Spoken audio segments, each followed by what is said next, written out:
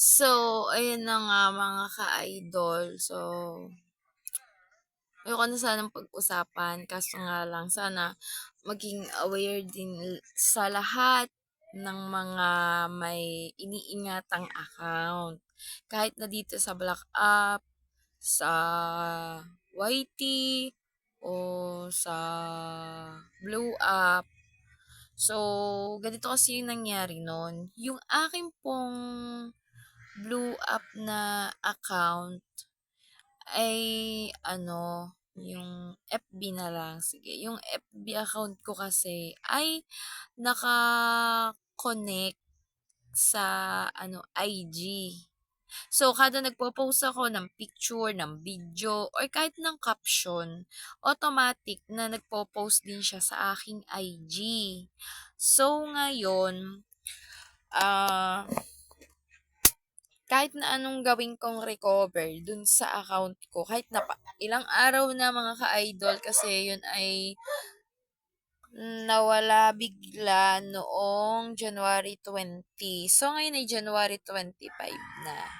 So, January 20, 21, 23. Wala na akong ginawa kundi i-recover ng i-recover yung account ko. Kahit nagsa-search ako sa YouTube, YT, kahit saan ako mag-search kung paano, basta paulit-ulit, kahit saan ako pumunta sa Google o sa ang lumalabas talaga ay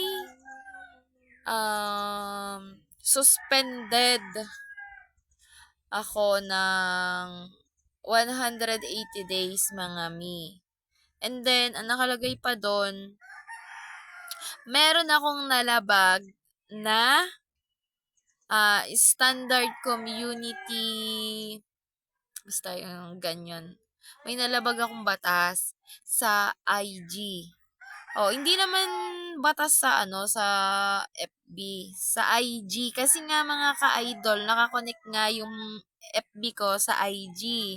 So much better na kung kayo ay ganun din na nakakonekta yung inyong FB sa inyong IG o kahit na halimbawa, yung inyong Black App nakakonekta sa inyong IG, wag na.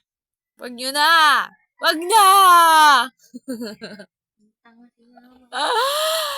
Alam nyo mga kami, nung una natakot lang ako kasi nga akala ko nga na-hack lang yung account ko. Kasi mga ka-idol, may ipinost ako na video. Kumbaga, dumayo kasi dito sa aming bayan yung yung banda ng Bandang Lapis. So ngayon may may ano ba 'yun? Kumanta sila tapos ngayon may isang kuyang guy na nag-e-emote-emote sa Gedli. Tapos ngayon ang ginawa, eto namang Diyosawa ko, tinuro sa akin. Eh kasi nga naman ang sakit-sakit nung kanta mga ka-idol. Kumbaga parang napagkatuwaan lang na binidyohan ko siya. Tapos, yun nga, siguro napapagod na siya sa katatayo. Hindi naman yung kanta siguro hindi naramdam niya. Eh ngayon, may caption din naman. Nilagyan ko siya ng caption. Ang caption lang naman niya, yung si kuya ay hindi pa nagsisimula yung song ay emote-emote agad, ganon. Tapos nun, pagka-post nun, mga ka-idol, bigla na lang nag-log out yung FB ko.